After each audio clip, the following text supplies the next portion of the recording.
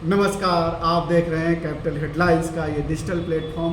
आपका इस प्लेटफॉर्म पर स्वागत है और स्वागत है वत्सल राय जी का। कंसल्टिंग एडिटर हैं कैपिटल हेडलाइंस के। और आज हम लोग बात करेंगे चौथे चरण के जो मतदान होने वाले हैं उसके लिए, यानी कि किस तरीके से चुनाव प्रचार में राजनीतिक दलों ने क्या कुछ बोला, कैसे कैसे एजेंडा बदला, कौन कौन से मुद्दे आए जिसके आधार पर वोटरों को प्रभावित करने के लिए कहा जाए या अपनी तरफ खींचने के लिए पार्टियों ने जोर आजमाइश की। 96 सीट्स पर चुनाव होने हैं चौथे चरण में। आधे से ज़्यादा देश में चुनाव हो चुके हैं। अब 96 सीटों पर चुनाव के लिए मतदान होना है और आज चुनाव प्रचार खत्म हो गया। करीब सारी पार्टियों ने पूरी जोर आजमाइश की है वत्सल जी। तो इस चरण के लिए आप क्या देखते हैं कि पार्टियों के जो मूल एजेंडे थे उन पर वो कौन सी पार्टियां टिकी रहीं या पहले चरण के मुकाबले, और या कुछ बदलाव आते आते अब कहाँ तक आ गई हैं? जी देखिए, मूल एजेंडा जिस भी पार्टी का जो था लगभग उन्हें उसे आगे लेकर तो चलना ही है। और जब हम लोकतंत्र की बात, और ख़ास तौर पर जब से मंडल कमीशन की सिफारिशें लागू हुई हैं 1990 के दशक के बाद से अगर हम देखें तो हर पार्टी, चाहे वो राष्ट्रवाद के मुद्दे पर चुनाव लड़ रही हो, विकास के मुद्दे पर चुनाव लड़ रही हो, या दूसरे किसी भी मुद्दे को लेकर चुनाव लड़ रही हो, या बदलाव की बात कर रही हो, तो वो अपने कैंडिडेट चुनते समय, अपने मुद्दे चुनते समय वोटरों तक ये बात पहुँचाना ज़रूर उचित समझती है या कोशिश में रहती है कि उन्होंने जातिगत समीकरण को सेटिस्फाई करते हुए अपने कैंडिडेट को उतारा है। और अगर जिस भी इलाके में जिस जाति का बहुमत है उनकी बातों को सुना जाएगा और उनको वो लोग सेटिस्फाई करने की कोशिश करेंगे, जिसको पॉलिटिकल पार्टियां सोशल इंजीनियरिंग जी, सोशल इंजीनियरिंग जो बात होती है। तो लगातार जब कैंडिडेट आप चुनते हैं या अपनी बात मैसेजिंग उन तक करते हैं तो वो एक बड़ी चीज़ रहती है। उस पर तो सारी पार्टियां इस बार भी टिकी रहीं। लेकिन जैसा आपने खुद कहा अभी कि तीसरे चरण तक 283 सीटों पर, यानी बहुमत का आंकड़ा 272 है, उससे ज़्यादा सीटों पर वोट डाले जा चुके हैं। और जब एक बार वोट डाले जा चुके होते हैं तो नेताओं की कोशिश होती है कि वो फीडबैक भी ज़मीन से लें, क्योंकि लगभग आधे देश के अंदर चुनाव हो चुका है। वोटिंग मशीन्स में किस्मत मतदाताओं ने तय कर दी है उम्मीदवारों की, और फीडबैक भी पार्टियों के पास आने लगे हैं। तो चौथे चरण का जब चुनाव प्रचार शुरू हुआ 7 मई के बाद, यानी 8 मई से आप समझें, तो लोगों ने ये दावे करने शुरू कर दिए पार्टियों ने। उसमें भारतीय जनता पार्टी, प्रधानमंत्री नरेंद्र मोदी और उनके दूसरे नेता जिनमें अमित शाह जो गृह मंत्री हैं, और बाकी जितने बड़े नेता, उन्होंने ये दावा किया कि हम दोबारा आ रहे हैं, और बल्कि सीटें बताना भी शुरू कर दिया कि कांग्रेस की 50 से कम सीटें आएंगी। जी, इसी तरह जो विपक्षी गठबंधन है, अलग अलग राज्यों में विपक्षी गठबंधन का स्वरूप अलग है। एनडीए का भी स्वरूप अलग अलग राज्यों में अलग अलग है, लेकिन बीजेपी सेंटर फोर्स है। लेकिन जो अपोजिशन है उसका सेंटर फोर्स हर राज्य में बदल जाता है, अलग अलग जी, क्योंकि कांग्रेस अगर आप देखेंगे तो हर राज्य में उस तरीके से सेंटर फोर्स नहीं है। हाँ, जैसे पंजाब में अलग लड़ रहे हैं, जी, आप बंगाल की बात करें तो वो अलग ममता बनर्जी, या जहाँ साथ में भी है कांग्रेस, तो हर राज्य में बड़ी पार्टी, सबसे बड़ी पार्टी कांग्रेस नहीं है। जैसे उत्तर प्रदेश की बात आप करें तो यहाँ समाजवादी पार्टी सेंटर में है, कांग्रेस उसको सपोर्ट कर रही है। बिहार भी ले लीजिए, बिहार भी इसी तरह का, बिल्कुल। तो जहाँ सीधी लड़ाई कांग्रेस और बीजेपी में है वहाँ कांग्रेस के नेता उस तरीके से जवाब दे रहे हैं। लेकिन कांग्रेस और अपोजिशन अलायंस, जिसको आप इंडिया भी कह सकते हैं, बीएसपी जैसे दल बाहर भी हैं, तो उन्होंने भी सीटों के नंबर बताना शुरू कर दिया, बहुमत बताना शुरू कर दिया। सीटों के नंबर वो इस तरह से नहीं बता रहे हैं कि उन्हें किस राज्य में कितनी सीटें मिल जाएंगी। लेकिन अभी आपने देखा होगा, कल ही कानपुर में एक रैली संयुक्त हुई जहाँ राहुल गांधी और अखिलेश यादव जो समाजवादी पार्टी के प्रमुख हैं वो एक ही स्टेज पर थे, और उन्होंने वहाँ दावा किया कि भारतीय जनता पार्टी या एनडीए सत्ता में नहीं आ रहा है। तो दोनों तरफ से एक इस तरह का दावा किया जाने लगा है। अभी तक ये दावे किए जा रहे थे शुरुआत के 3 फेजेस में, जो आपने देखा मुद्दे भी बदल रहे थे, और जो आपका वोट बैंक है उसको एड्रेस करने की आप बात कर रहे थे। लेकिन एक कॉमन मुद्दा जो चुनाव के पहले से चला आ रहा है, जो पहले चरण के पहले से हमने देखा कि अपोजिशन अलायंस बार बार ये दावा कर रहा है कि अगर इस बार एनडीए की या प्रधानमंत्री नरेंद्र मोदी के नेतृत्व में बीजेपी की सरकार बनती है तो संविधान में बदलाव किया जाए। राहुल गांधी तो संविधान की प्रति लेकर के दिखाते भी हैं अपनी रैलियों में जी लगातार। तो एक ये मुद्दा लगातार कॉमन है, और इसके जवाब में भारतीय जनता पार्टी की ओर से और उनके जितने भी बड़े नेता हैं वो अब ये कहने लगे हैं कि अगर अपोजिशन यानी कांग्रेस सत्ता में आती है तो मुसलमानों को कोटा दिया जाएगा, और वो जो ओबीसी जातियां हैं जिनको आज की तारीख में आरक्षण मिलता है उन्हीं के हिस्से का आरक्षण दिया जाएगा। और दोनों ही पक्ष अपनी बातों को साबित करने के लिए एक दूसरे के पक्ष के नेताओं के बयानों को आगे बढ़ाते हैं। जैसे भारतीय जनता पार्टी के कई नेता संविधान में बदलाव का जिक्र कर चुके हैं शुरुआत से, बाद में शायद उनको इस तरह का निर्देश दिया होगा, बाद में बयान आने बंद हो गए। इसी तरह कांग्रेस के नेताओं ने भी इस तरह की बातें कही हैं। तीसरे चरण के जब चुनाव थे लगभग उसी दौर में लालू प्रसाद यादव का भी एक बयान आया जिसको लेकर एक बड़ा मुद्दा बनाया भारतीय जनता पार्टी ने। प्रधानमंत्री ने तो तुरंत उनका बयान आने के कुछ घंटे के अंदर ही उसको अपनी एक रैली में दोहराया, और मेरे ख्याल से जिस दिन ये वोट पड़ रहे थे, जिस दिन वोट पड़ रहे थे और उसी दिन की बात थी, वो दोपहर की बात थी। हालांकि लालू प्रसाद यादव ने बाद में एक वीडियो बयान जारी करके उसको क्लैरिफाई किया और उन्होंने बताया कि धर्म के आधार पर आरक्षण नहीं मिलेगा। हाँ। तो इन मुद्दों का जोर है। एक मुद्दा और बड़ा है जो भ्रष्टाचार का मुद्दा है जी। इस बीच में आपने देखा होगा कि झारखंड के एक मंत्री के सहयोगी के यहाँ से बहुत बड़ी रकम मिली, जिसे लेकर भारतीय जनता पार्टी और प्रधानमंत्री नरेंद्र मोदी और बाकी नेताओं ने भी सवाल उठाए। तो दूसरी तरफ अपोजिशन भी भ्रष्टाचार के मुद्दे को अलग अलग चरणों में जाके बात कर रहा है। इस चरण में एक चीज़ और देखने की बात हुई कि भारतीय जनता पार्टी के जो सबसे बड़े नेता हैं, देश के प्रधानमंत्री हैं नरेंद्र मोदी, वो नॉर्मली कभी अडानी अंबानी जैसे उद्योगपतियों के नाम नहीं लेते थे। इस चरण में उसका भी बड़ा जिक्र हुआ, उन्होंने अपनी एक रैली में जिक्र किया। जी बिल्कुल, कि राहुल गांधी अडानी का नाम नहीं ले रहे हैं जी। और उन्होंने तो खुल के कहा कि टेम्पो भर के पैसे भेजे गए हैं क्या ये कांग्रेस के। जी बिल्कुल। तो क्या ये आप देख रहे हैं कि ये मुद्दा काम करेगा या ये मुद्दा बीजेपी के लिए बैकफायर कर गया?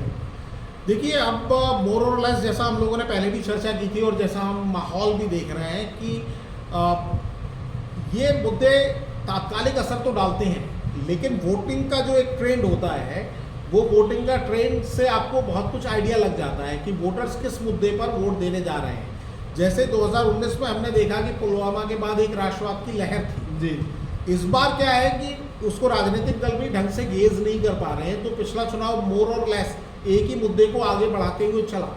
2014 में आप तो पूरा घूम के आए हैं, पूरा लगभग आधा इंडिया घूम लिया है इस दौरान, तो आपको क्या लहर, कोई किसी भी तरीके की लहर, पक्ष या विपक्ष की, क्या वो वेव कहीं दिखी क्या? देखिए, वेव जैसा आप नहीं कह सकते, लेकिन जो स्ट्रांग होल्ड है, मैंने खासतौर पर वो इलाके चुने जो कि किन्हीं नेताओं के या किन्हीं पार्टियों के स्ट्रांग होल्ड्स थे, और मैं लोगों का यही मूड समझना चाह रहा था, क्योंकि आज कोशिश एक अलग तरह की हो गई है।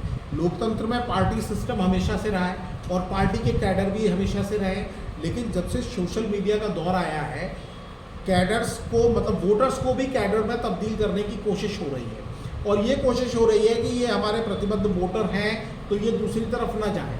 पहले मुद्दों को लेकर लोग पार्टियों को चुना करते थे, और अगर मान लीजिए कुछ खास पार्टियों को आप लगातार कई चुनाव से वोट करते भी आ रहे हैं तो आप पार्टी बदलने के मूड में भी तैयार रहते थे अगर आपकी बात पिछले सांसद ने, विधायक ने, बाकी जनप्रतिनिधि ने नहीं सुनी। लेकिन अब ये कोशिश की जा रही है पिछले कुछ चुनाव से कि वोटर भी कैडर की तरह काम करें, यानी आपके नेता ये होंगे, आपकी पार्टी ये होगी, आप इनके साथ जाएंगे क्योंकि इनके अंदर ये खूबी है। तो बहुत जगह आप बहस में भी देखते होंगे, लोग आमतौर पर बहस करते हैं, तो नेता वहाँ मौजूद हो या नहीं, पार्टी के प्रतिनिधि मौजूद हो या नहीं, लोग आपस में एक दूसरे से लड़ने लगते हैं। बल्कि व्हाट्सएप मैसेज के दौरान बीच में मैंने कई ग्रुप्स में ऐसे मैसेज भी देखे कि लोग एक दूसरे को सलाह दे रहे थे कि किसी नेता को लेकर या किसी पार्टी की विचारधारा को लेकर आप आपसी संबंधों को खराब न करें। यानी रिश्तेदारों के बीच में अगर कोई एक पार्टी का समर्थक है, कोई दूसरी पार्टी का समर्थक है, तो एक दूसरे का विरोध करने के लिए आप अपने रिलेशन को ही खराब न हाँ, करें। अब बिल्कुल ये देखा जाता है कि एक नेता के इतने फैन हो जाते हैं,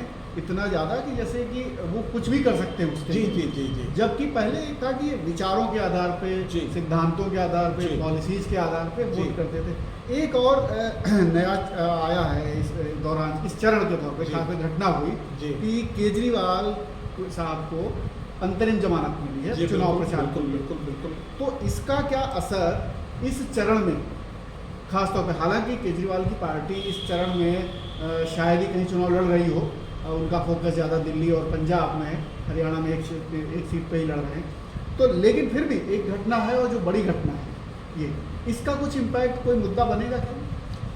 देखिए सर, केजरीवाल साहब के बारे में मैं लगातार 2-3 दिन से बात कर रहा हूँ और बाकी लोग भी उनको बड़ा क्लोजली वॉच कर रहे हैं, क्योंकि आज के दौर के नेता हैं। उनकी राजनीति की शुरुआत एक सोशल वर्कर के तौर पर हुई 2008-9 से। वो जी। लोगों को नज़र आने लगे और जब से अन्ना आंदोलन हुआ तब से वो ज़्यादा नज़र आने लगे। और कई लोग उनको मीडिया क्रिएशन भी कहते हैं कि मीडिया के खड़े किए हुए वो नेता हैं। तो मीडिया का इस्तेमाल करना जानते हैं, सोशल मीडिया को कैसे इस्तेमाल किया जाए। अगर मैं कहूँगा कि आम आदमी पार्टी और अरविंद केजरीवाल ने बहुत हद तक लोगों को सिखाया तो ये गलत भी नहीं होगा, अतिशयोक्ति भी नहीं होगी। केजरीवाल जो अपनी बात रखते हैं उनके अंदर एक तर्कशीलता है। आप उन्हें पसंद करते हैं या नहीं पसंद करते हैं, लेकिन वो एक तर्क गढ़ के लाते हैं। अगर वो डिबेट कंपटीशन, जिसे वाद विवाद प्रतियोगिता कहते हैं, और बहुत सारे स्टूडेंट अपने स्टूडेंट लाइफ में वाद विवाद प्रतियोगिता में हिस्सा लेते जी। हैं, तो अगर आप बैठ के केवल ऑडियंस में सुन रहे हैं वाद विवाद प्रतियोगिता को, दो वक्ताओं को आप सुन रहे हैं, तो कई बार ऐसा आपको लग सकता है कि दो अगर अच्छे वक्ता बात कर रहे हैं तो अगर कोई पक्ष में बोल रहा है तो आपको लगेगा ये बिल्कुल सही बात कह रहा है, और अगर कोई दूसरा अच्छा वक्ता अगर विपक्ष में बोलता है, अपने तर्क रखता है, तो आपको लगता है कि ये भी बड़ी अच्छी बात कर रहा है। बिल्कुल। आज केजरीवाल साहब ने वही करने की कोशिश की। हालांकि जहां 2 दिन के बाद वोट डाले जाने हैं, 96 सीट हैं 13 राज्यों में, 13 मई को जो वोटिंग होनी है 10 से ज़्यादा राज्यों में होना है, तो वहाँ केजरीवाल साहब के इन्फ्लुएंस का उतना बड़ा इलाका नहीं है। अगर गुजरात में जो 7 मई को वोट डाले गए उस दिन केजरीवाल आते तो 12% वोट के लगभग उन्होंने गुजरात में विधानसभा चुनाव में 2 हासिल सीटों किया पे था। चुनाव भी लड़ रहे हैं। जी जी, तो वहाँ उसका असर होता। लेकिन उत्तर प्रदेश, बिहार या बाकी जगह, तेलंगाना, आंध्र प्रदेश, जहाँ 25 सीटों पर आंध्र प्रदेश में और 17 सीटों पर तेलंगाना में चुनाव होने हैं, यूपी की 13 सीटें हैं, तो ये केजरीवाल के प्रभाव वाला इलाका नहीं है। दिल्ली के पास वाले यूपी के क्षेत्र में लेकिन क्या होगा। इसका दूसरा जो प्रभाव है कि कुछ लोग ये कह रहे थे कि जुडिशरी पे यानी संस्थाओं पर ये सरकार दबाव बनाती है, और केजरीवाल का रिलीज ये साबित करता है कि दबाव में जुडिशरी नहीं है। क्या नेशनल लेवल पे इसका कोई मैसेज जाएगा और वो चुनाव में इसका पक्ष विपक्ष को कोई फायदा होगा? देखिए, चुनाव में जब कोई बड़े डिसीजन आते हैं तो हमने ये 2019 का एक बार फिर आपको एग्जांपल देना चाहूँगा। राफेल वाला मामला बहुत बड़ा था, बहुत बड़ा आरोप था, और मीडिया के कुछ वर्ग ने भी उसको उठाया, और राहुल गांधी तो सीधे तौर पर जो कांग्रेस के उस जमाने में प्रेसिडेंट थे, मेन एजेंडे में था जी, उनके में थे, और वो मामला भी कोर्ट में गया था, और कोर्ट से एक तरीके से क्लीन चिट जब प्रधानमंत्री नरेंद्र मोदी को मिली तो उसका लाभ उनको मिला और सारे देश ने देखा, और उन्होंने खुद और उनकी पार्टी ने इस बात को लेकर, कोर्ट के फैसले को लेकर वो गए। और अब भी बार बार जब जमानत की बात आती थी, ईडी पर आरोप लगाए जाते थे, गलत मामले में फंसाने की बात आती थी, तो भारतीय जनता पार्टी के सारे प्रमुख नेताओं को आपने सुना होगा, वो कहते थे कि भाई ये तो एजेंसी ने पकड़ा और रिपोर्ट देगी, इसमें हम लोग क्या करेंगे। तो ये कोर्ट में गए, और कोर्ट ने जिस समय ईडी ने अपोज भी किया और ये भी कहा कि साहब इस तरह से इनको जमानत नहीं मिल सकती है, एक नज़ीर अलग जाएगी, अलग नज़ीर जाएगी, एडिशनल हलफनामा भी लगाया जी। जिस हलफनामे पे अब भी कई लोगों ने सवाल उठाए कि ईडी को ये नहीं लगाना चाहिए, ये कानून के खिलाफ है माफ़ कीजिएगा। तो भी कोर्ट ने और एक संकेत दे दिया था। ये फैसला भले ही कल आया, कल यानी 10 मई को आया, लेकिन इंडिकेशन 7 मई को मिल गया। 7 मई को मिल गया। 9 मई को भी कई लोग तो उम्मीद कर रहे थे 7 मई को केजरीवाल छूट जाएंगे, फिर लोगों को उम्मीद थी 9 मई को छूट जाएंगे, फाइनली वो 10 मई को बाहर आ गए। बाहर आए तो निश्चित तौर पर उनके कैडर को तो बूस्टअप हुआ ही है, और ख़ासतौर पर हर आदमी सरकार से संतुष्ट नहीं है, ये बात सरकार भी जानती है। हर आदमी भारतीय जनता पार्टी और एनडीए का सपोर्टर नहीं है, ये बात एनडीए और भारतीय जनता पार्टी को भी मालूम होना चाहिए। तो जो लोग आपके सपोर्टर नहीं है, निश्चित तौर पर अगर वो केजरीवाल के सपोर्टर हैं, इंडिया अलायंस के सपोर्टर हैं या उनके पक्ष की बात को भी आगे बढ़ाना चाहते हैं, उनके लिए फैसला ज़रूर उनका हौसला बढ़ाने वाला है। और केजरीवाल जैसा खुद भी एक समझदार नेता के तौर पर उनकी गिनती होती है और वो अपनी बात को तर्क के साथ रखते हैं। तो आज उन्होंने प्रेस कॉन्फ्रेंस की और तमाम सीधा उन्होंने हमला किया भारतीय जनता पार्टी पर। और वैसे मैं अपने देखने वालों को भी याद दिलाना चाहूँगा भाई जी। जब गुजरात में विधानसभा चुनाव हुआ था कुछ दिन पहले, कुछ बीते सालों में, तो जी। उस ज़माने में अरविंद केजरीवाल जब गुजरात चुनाव लड़ने के लिए गए, विधानसभा चुनाव लड़ने गए और उनकी पार्टी को ठीक ठाक सीटें भी, ठीक ठाक परसेंटेज वोट मिले, सीटें तो नहीं मिली उस तरह से, और पूरा दम लगाकर उन्होंने चुनाव लड़ा था। उस जमाने में उनके ऊपर एक वर्ग था जो आरोप लगाता था, उनको कांग्रेस की बी टीम बताता था, बीजेपी की बी टीम भी, माफ कीजिएगा, हाँ। माफ कीजिएगा, हम मैं बीजेपी की बी टीम ही कहना चाह रहा था, बीजेपी की बी टीम बताता था। और उनका ये तर्क था कि अगर केजरीवाल वहाँ चुनाव लड़ने नहीं जाते तो कांग्रेस को शायद ज़्यादा वोट मिलते। भारतीय जनता पार्टी ने जो बड़ी जीत हासिल की, लगभग 148 सीटें हासिल की थी जहाँ तक मुझे याद है, तो उतनी बड़ी जीत भारतीय जनता पार्टी को नहीं मिलती अगर केजरीवाल वहाँ नहीं गए हो। और आज की तारीख में स्थितियाँ बदल गई हैं कि केजरीवाल भारतीय जनता पार्टी की बी टीम कहलाने से लेकर आज कांग्रेस के साथ खड़े हुए हैं। तो बिल्कुल कांग्रेस के साथ खड़े हुए और गुजरात में 2 सीटों पे चुनाव लड़ रहे हैं। जी बिल्कुल, अलायंस में जी। तो ये एक बड़ी बात है कि एक नई पार्टी को गुजरात जैसे प्रदेश में 2 सीटें कांग्रेस से को देनी पड़ी। जी, उनकी ताकत देखी हाँ, कांग्रेस उनकी ने ताकत और उसको बिल्कुल। महसूस किया। और आज की तारीख में तो कांग्रेस के नेता, कुछ नेताओं ने पार्टी छोड़ दी है। एक और कल घटनाक्रम हुआ, जी। ब्रजभूषण शरण सिंह जो यूपी जी। के चर्चित नेता हैं, जी, जी। कुश्ती महासंघ के अध्यक्ष जी, रहे हैं, जी, बिल्कुल। उनके ऊपर आरोप तय हुए जी राउज वेन्यू कोर्ट से। जी। तो वो चूंकि उनका इन्फ्लुएंस पूर्वांचल की 5-7 सीटों पे माना जाता है जी। और वो जिस बिरादरी से आते हैं वो बिरादरी आजकल कहा जा रहा है कि बीजेपी से नाराज है, राजपूत बिरादरी। ये पूरा घटनाक्रम मिला के कि उनके ऊपर चार्ज फ्रेम हो रहे हैं, आरोप तय हुए, और उनकी टिकट काट के उनके बेटे को दी गई और उनकी जाति नाराज भी है। ये क्या मुद्दा उत्तर प्रदेश की राजनीति में खास तौर पर और हरियाणा की राजनीति में, क्योंकि ये कई बार हरियाणा वर्सेस उत्तर प्रदेश भी देखा गया। ये ब्रजभूषण शरण सिंह खुद कहते थे कि मेरे साथ राजनीति हो रही है, क्योंकि ये कुश्ती महासंघ में हरियाणा हावी होना चाह रहा है। तो हरियाणा में भी चुनाव है, यूपी में भी, तो चार्जेस फ्रेम होने का क्या कुछ ये मुद्दा बनेगा, असर पड़ेगा? देखिए, चार्जेस तो फ्रेम कोर्ट ने किए हैं, तो वो चार्जेस तो प्रथम दृष्टया कोर्ट ने भी कहा है कि लगता है कि इनके ऊपर इस तरह के मामले हैं और मामला बन सकता है और ये चलाया जाएगा। उनके ऊपर आरोप लगे हैं, पहलवानों ने उनके खिलाफ आंदोलन किया जिसमें महिला पहलवान हैं, 5 पहलवानों की शिकायत पर ये चार्जेस फ्रेम भी हुए हैं। ये मामला लंबा है और जिन्होंने शिकायत किया है तो पीड़ित पक्ष ने कुछ महसूस किया होगा, उसी के बाद वो लोग शिकायत पर गए होंगे। तो केस की मेरिट पे तो हमारा आपका बात करना ठीक नहीं रहेगा, लेकिन निश्चित तौर पर ये एक बड़ा मुद्दा बना। हरियाणा में इसकी गूंज ज़्यादा सुनाई दी गई, लेकिन साथ में एक काउंटर करने की कोशिश भी की गई। जो पहलवान धरने पे बैठे थे उनको डिफेम करने की भी कोशिश की गई। कई लोगों ने कहा कि आप मेडल लौटाना चाहते हो तो आप नौकरी भी लौटा दो, आप पैसे भी लौटा दो।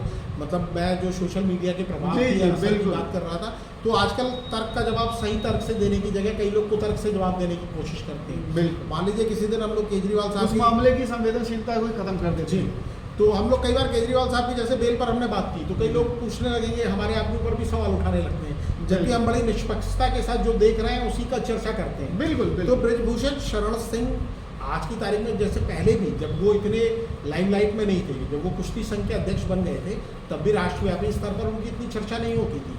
और जब भी चर्चा में वो आए तो इस तरह की कोई ना कोई खबर बनी जहाँ पर वो उनका बैड नेम हो रहा था, गुड नेम की जगह बैड नेम में वो आ रहे थे। जी। पहले तो मैं आपको बता दूं कि 2009 से लेकर 2014 तक वो समाजवादी पार्टी की टिकट पर सांसद रहे थे। बिल्कुल। उसके बाद 2014 में वो भारतीय जनता पार्टी पर आए और 14 और 19 में वहाँ से उन्होंने चुनाव लड़ा।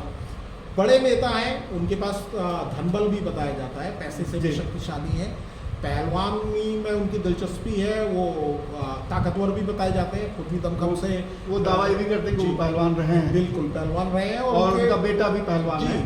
पहलवान है, तीरंदाज है, और बेटे के अंदर तो और भी कई खेलों में उनकी दिलचस्पी बताई जाती है। तो ये भी बताया जाता है कि ब्रजभूषण शरण सिंह वैसे भी दमखम वाले व्यक्ति हैं, और जैसे एक सांसद का काम है कानून बनाना और कानून को सही तरीके से पालन करवाना, कानून से जुड़ी हुई एजेंसियों का काम है, लेकिन कई बार उनको कानून हाथ में लेने से भी गुरेज नहीं हो। जी।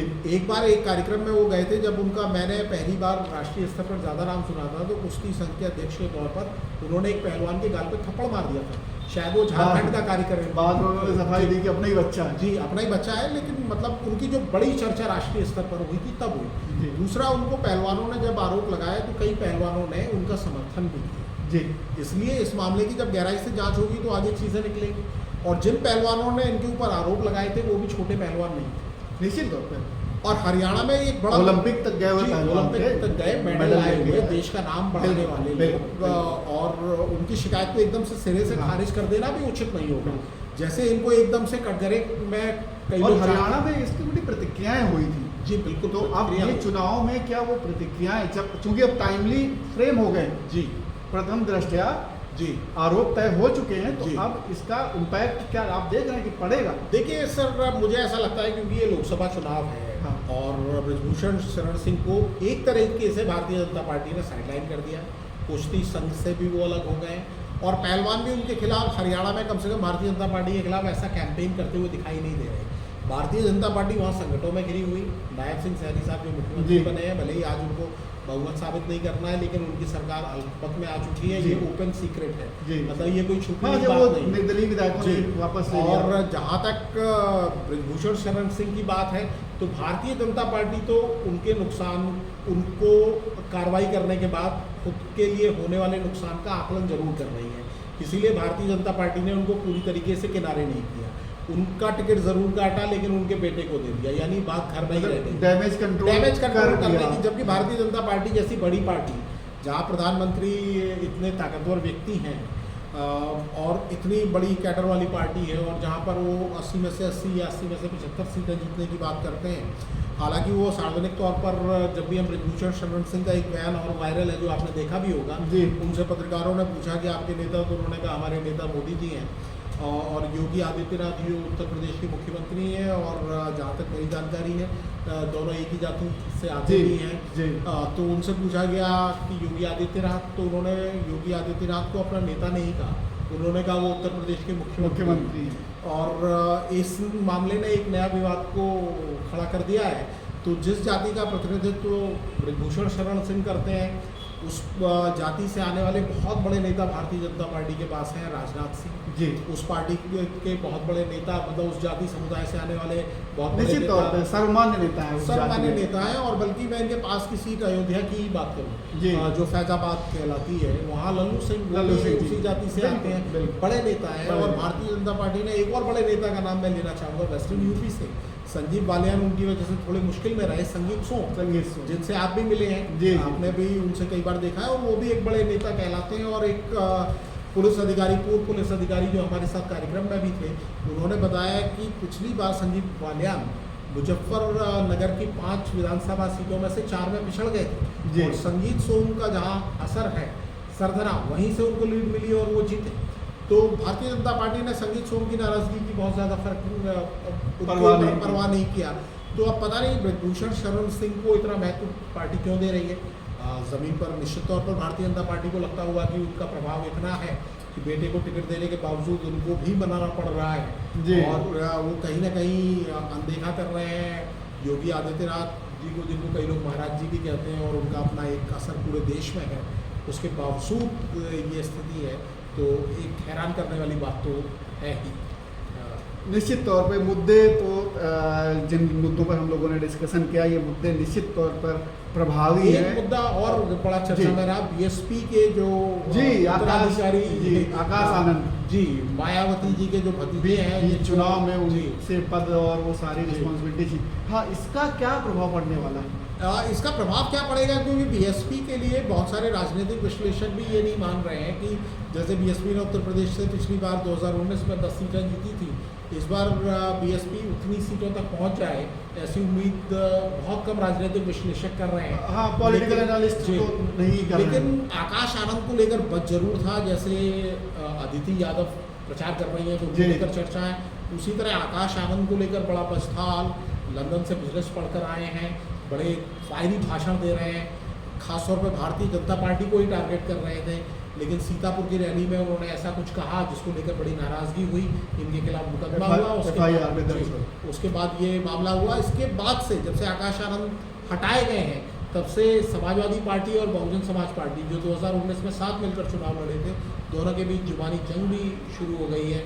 और बीएसपी को समाजवादी पार्टी आज बीजेपी की बी टीम बता रही है और ये बता रही है कि सारे फैसले बीएसपी के वहाँ से होते हैं। तो वहीं बहुजन समाज पार्टी की जो प्रमुख हैं, जिन्हें सभी उनके समर्थक बहन जी कहते हैं, मायावती, तो मायावती ने भी पलटवार करके जवाब दिया है और अखिलेश यादव को कहा है कि वो अपनी पार्टी की तरफ देखें और समाजवादी पार्टी को दलित विरोधी भी उन्होंने बताया है। लेकिन कोई ना कोई असर इसका भी एक मायने जरूर है, क्योंकि बीएसपी का जो वोट बैंक है, मायावती जी का जो वोट बैंक है, वो कंसोलिडेटेड रहता है। जी बिल्कुल। अब वो किधर जाएगा? निश्चित तौर पर अगर वो बीएसपी को नहीं जिता पा रहा है किसी भी सीट पर, तो वो कहीं ना कहीं वो जा सकता है। अब उसका फ़ायदा समाजवादी पार्टी को या इंडिया गठबंधन को मिलता है, और जिसको लीड समाजवादी पार्टी कर रही है यूपी में, या फिर बीजेपी को मिलेगा, क्योंकि दोनों एक दूसरे को बी टीम का लगा रहे हैं। देखिए 2014 में तो हम सबने देखा एक इस तरह का सोशल मीडिया पे बात चल रही थी और उसका फ़ायदा 2014 में भारतीय जनता पार्टी को सीधे तौर पर मिला, समाजवादी पार्टी को काफ़ी नुकसान उठाना पड़ा। और 2022 के विधानसभा चुनाव में भी हमने देखा कि भारतीय जनता पार्टी को फ़ायदा मिला। लेकिन इस बार शुरू से विपक्षी दलों ने संविधान का मुद्दा जी, कि संविधान में बदलाव हो सकता है और एक वर्ग का अधिकार छीने जा सकते हैं, जिसके लिए भारतीय जनता पार्टी को बार बार सफाई भी देनी पड़ रही है। तो इस बार सीधा फायदा भारतीय जनता पार्टी को मिलेगा, ऐसा लोग दावे से नहीं कह रहे हैं। तो क्या ऐसा ये कहा जा सकता है, क्योंकि बड़े जोशीले भाषण देते थे आकाश आनंद, उनके काडर में एक जोश आ रहा था, और वो अगर जोश वोटों में तब्दील होता, क्योंकि वो अपनी बात को कन्वे कर पा रहे थे अपने लोगों, जिस तरीके से रैलियों में भीड़ हो रही थी, जिस तरीके से उनकी डिमांड हो रही थी पार्टी नेताओं के बीच में कि हमारे यहाँ आइए भैया रैली करने के लिए, तो क्या उस प्रभाव को कम करने के लिए, अगर उस प्रभाव को कम हो जाता, क्योंकि बहन जी इतनी रैलियों में जाती नहीं और वो युवा नेता है, वो सब जगह जा रहे थे, तो इसके कई दूसरे मायने भी हो सकते हैं क्या, कि जानबूझकर सीतापुर की एक घटना एक निमित्त हो सकती है, लेकिन जानबूझ करके इनको अलग किया गया उस रिस्पॉन्सिबिलिटी से? देखिए निश्चित तौर पर मायावती ने कहा भी है कि जब तक वो पूरी तरह परिपक्व नहीं हो जाते, यानी मैच्योर, उन्होंने ब्रैकेट में लिखा भी है मैच्योर, तो उनको मैच्योरिटी की कमी कुछ दिख रही होगी इनके अंदर। एक बात तो ये निश्चित तौर पर होगा, क्योंकि यंग है, अभी 30 साल के भी नहीं हुए और राजनीति में 2017 में इनकी एंट्री हुई है। तो केवल पार्टी की प्रमुख नहीं है मायावती, उनकी बुआ भी है जी, तो परिवार के किसी बच्चे के मुश्किल में आने में उसको प्रोटेक्ट करना भी उनकी एक जिम्मेदारी है जी। तो उन्होंने एक तो उनके खिलाफ जो लोग हैं जो उनको टारगेट कर रहे थे उस घटना के बाद, तो इनको प्रोटेक्ट करने की कोशिश की। दूसरा, कई लोग इस तरह का एनालिसिस कर रहे हैं, जो बात आपने सवाल पूछा है ये पब्लिक डिस्कोर्स में है, लोग इस बात को पूछ रहे हैं, क्योंकि मायावती एक तो रैली कम करती है, लेकिन इस बार जितनी भी वो रैली कर रही थी उससे ज़्यादा डिमांड आकाश आनंद की थी जी, क्योंकि आकाश आनंद एक तो लिखे हुए भाषण नहीं दे रहे थे, बिल्कुल वो मॉडर्न स्टाइल में आ रहे थे, वो लैपटॉप वगैरह लेके चल रहे थे और टैबलेट लेके चल रहे थे, पब्लिक से कनेक्ट वो कर रहे थे और सीधा टू द पॉइंट बात कर रहे थे, वो मुद्दों की बात कर रहे थे, वो रोजगार की बात कर रहे थे, वो आरक्षण की बात कर रहे थे, और उनकी कई फायरी स्पीच वायरल भी हो रही थी सोशल मीडिया पर। उनकी शायद टीम भी इस तरह की थी या उन्होंने टीम इस तरह की अपने इर्द गिर्द लगाई हुई थी, जो उनके हर भाषण को प्रोमिनेंट तरीके से इस तरह से पेश कर रही थी कि वो वायरल हो। उनकी कई क्लिप मैंने भी देखी जो वायरल थी। मीडिया का एक वर्ग भी उनको सपोर्ट कर रहा था और उनमें एक उम्मीद दिख रही थी जी। तो निश्चित तौर पर उनकी चर्चा थी, एक बज था और जहाँ भी वो जा रहे थे वो एक उम्मीद जगा रहे थे कैडर के बीच में। तो कुछ लोगों को निश्चित तौर पर ऐसा लग सकता है, लेकिन क्या अब इसके बाद ये सवाल भी पूछ रहा होगा कि क्या वाकई बहुजन समाज पार्टी के फैसले कहीं और से लिए जा रहे हैं क्या? निश्चित तौर पर ये एक बड़ा सवाल है जो कि लोग चर्चा कर रहे हैं इस पर कि क्या वाकई में जैसे आरोप लग रहे हैं वैसा ही कुछ है, खैर ये तो पब्लिक डिसाइड करेगी, और जब 13 तारीख को मतदान करेगी तो उसका रिफ्लेक्शन हमें, यानी रिजल्ट हमें 4 जून को पता चलेंगे। ये सारे मुद्दे निश्चित तौर पर इस चौथे चरण में कुछ ना कुछ अपना असर डालेंगे, जिन मुद्दों पर हम लोगों ने बात की। फ़िलहाल आज की इस चर्चा में इतना ही। इस हमारे डिजिटल प्लेटफॉर्म को अगर आप पसंद कर रहे हो तो इसे शेयर कीजिए, इसको सब्सक्राइब कीजिए, और आप अगर कुछ कहना चाह रहे हैं, कुछ राय देना चाह रहे हैं, अपनी बात कहना चाह रहे हैं, तो आप कमेंट करके हमें बता सकते हैं। हम निश्चित तौर पर आपकी राय को भी कोशिश करेंगे जनता तक पहुंचाने की। फ़िलहाल इस चर्चा में इतना ही। नमस्कार।